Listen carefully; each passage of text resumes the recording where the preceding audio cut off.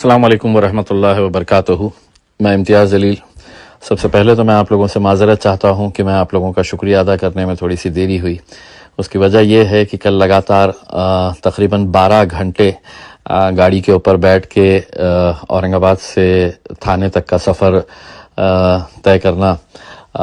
اس کے بعد بہت زیادہ سیویئر پین، بیک پین ہو گیا تھا، جس کی وجہ سے آج دن میں مجھے 2 مرتبہ فزیو تھراپی کروانی پڑی۔ لیکن الحمدللہ آپ لوگوں نے جس طریقے کا رسپانس کل کے دن دیا، میں لفظوں میں اس کا شکریہ ادا نہیں کر سکتا ہوں۔ یہ ہم نے جتنے بھی لوگوں نے آواز دی تھی، ہم سب نے مل کر جو کوششیں کی تھی کہ ہمیں ممبئی جانا ہے اور سوتی ہوئی سرکار کو جگانا ہے، پولیس سے سوال کرنا ہے،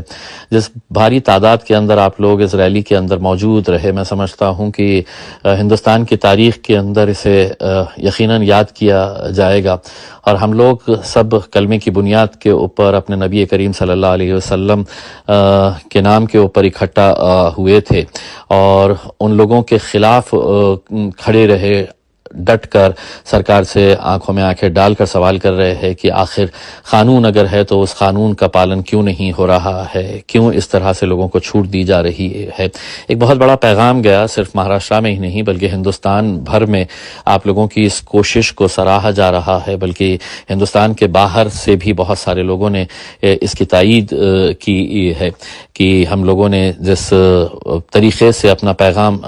پہنچانے میں کچھ حد تک کامیاب ہوئے ہیں۔ مجھے معلوم ہے کہ ابھی بہت لڑائی باقی ہے، کیونکہ جو کوئی بھی حرکتیں ہو رہی ہے یہ سرکار کی وجہ سے ہو رہی ہے، سرکار کے کہنے کے اوپر ہو رہی ہے، اور سرکار کا پورا ساتھ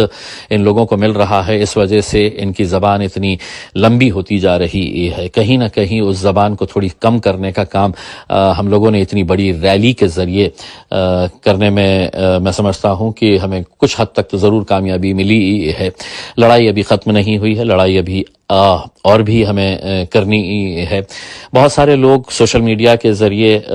اس کی تائید کر رہے ہیں، تو کچھ ایسے بھی لوگ ہیں جو ہر وقت کچھ نکتہ چینی کرنا ان کی ایک فطرت میں بنا ہوا ہوتا ہے۔ تنقید کرنا مطلب وہ اپنا فرض سمجھتے ہیں کہ اگر تھانے تک گئے تو بمبئی کیوں نہیں گئے، بمبئی گئے تو مکھیہ منتری سے کیوں نہیں ملے،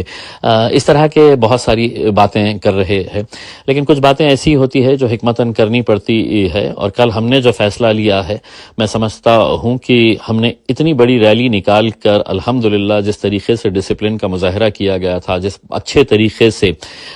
جس نیک مقصد کے لیے ہم لوگ جا رہے تھے، اس میں ہمیں کامیابی ملی۔ لیکن کہیں نہ کہیں کچھ داغ لگانے کی کوششیں آگے چل رہی تھی، اس وجہ سے کل کا جو فیصلہ کیا گیا تھا ہم نے، وہ فیصلہ میں سمجھتا ہوں کہ میں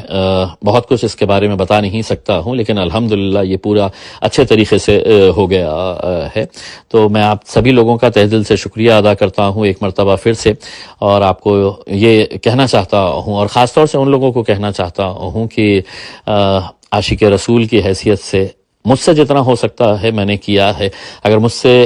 بڑا کوئی عاشق رسول ہے تو یقیناً آپ بھی آواز دے، آپ بھی اپنے طور کے اوپر اگر کچھ کرنا چاہتے ہیں تو کرے۔ ہم بالکل آپ کا پوری طاقت کے ساتھ دیں گے، آپ کے پیچھے کھڑے رہیں گے۔ تو جو لوگ اس ریلی کے اندر شامل ہوئے ہیں، ذاتی طور کے اوپر میں ان کا شکر ادا کرتا ہوں، اور جو لوگ کسی وجہ سے نہیں آ سکے ہیں، خاص طور سے ہمارے بزرگ ماں بہن جنہوں نے ہمارے لیے دعائیں کی، اور صرف مہاراشٹر نہیں، ہندوستان نہیں بلکہ دنیا کے بہت سارے حصوں میں اس